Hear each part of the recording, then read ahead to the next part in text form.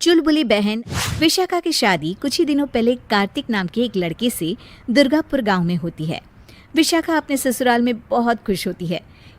एक बार विशाखा उदास बैठी होती है तो उसकी सास उसे आकर पूछती है, अरे बहू, तू इतनी शांत क्यों बैठी है? क्या हुआ बेटा? कुछ नहीं माँ जी, घर की याद आ रही थी।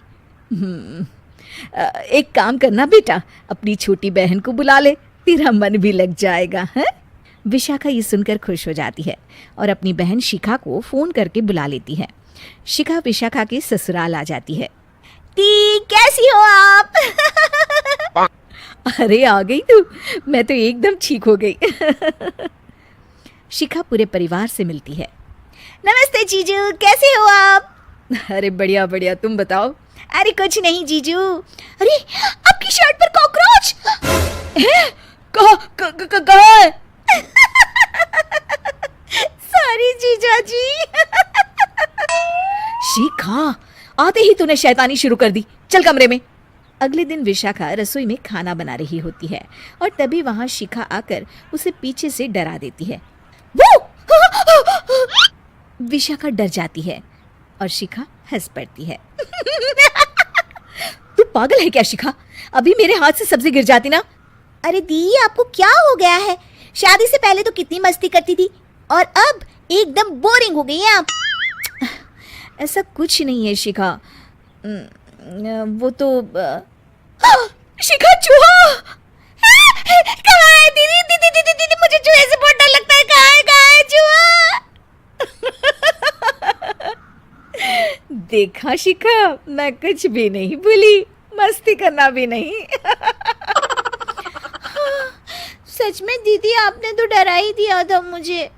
दोनों बहनें आपस में बात कर रही होती है। तभी शिखा को एक आइडिया आता है। दी, क्यों ना आज हम इन सबको डराए?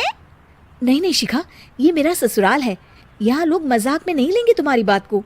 अरे दी, तुम भी ना कितना सोचती हो। रात में जब सब सो रहे होते हैं कि अचानक से विशाखा की सास को पायल की आवाज़ सुनाई देती है। वो आंगन में आकर देखती है तो आवाज़ आना बंद हो जाती है। अरे कौन है इतनी रात को?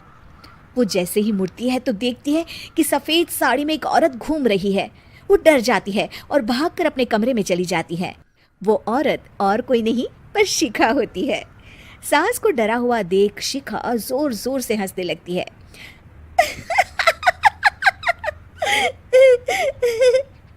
अगले दिन शिखा ये बात विशाखा को बताती है।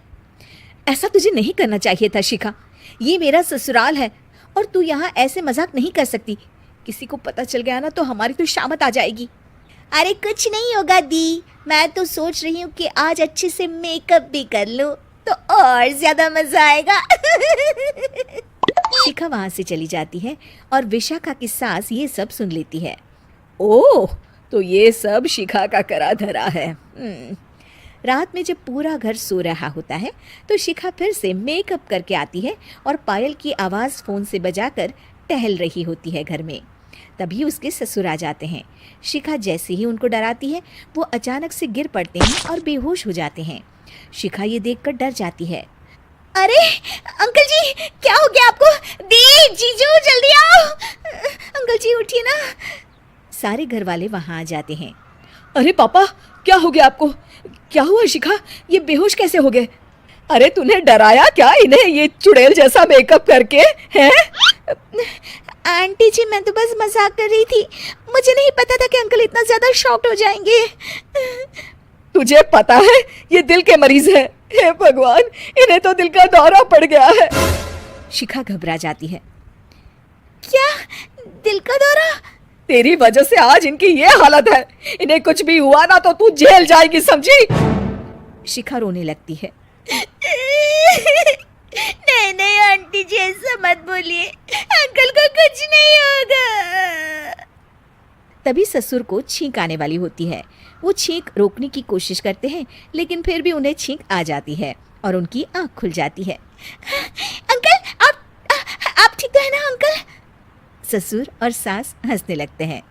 क्यों बेटा, सिर्फ तुम्हें ही मजाक करना आता है क्या? है तो क्या पापा बेहोश नहीं हुए थे? अरे नहीं नहीं, मैंने ही प्लान बनाया था ये। पर क्यों माँ?